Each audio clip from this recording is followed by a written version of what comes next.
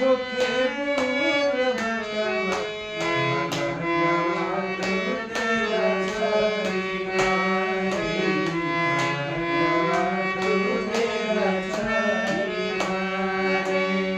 बहुत प्यारा गाना रहे। सारे गामा शायद है खेसारी जी की आवाज में 2022 में बहुत सुंदर गाना रहे कि देखिए के टकिए हर नगीरता परतवा मलकवा दूधेरा छकी माई मलकवा दूधेरा छकी माई कि ज्ञानी होके जा हे होके पूरा भगवा मलकवा दूधेरा छकी माई मलकवा दूधेरा छकी माई।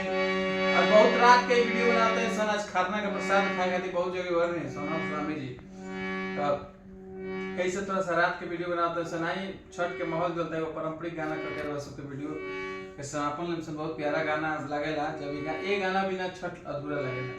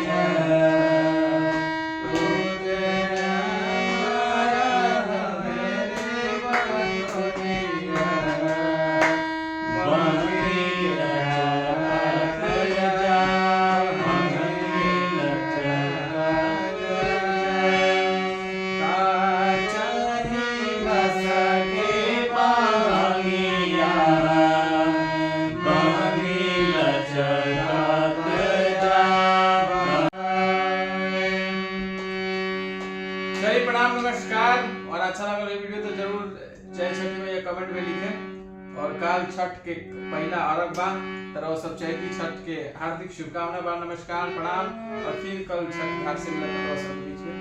जय छठी मैया। जय छठी मैया।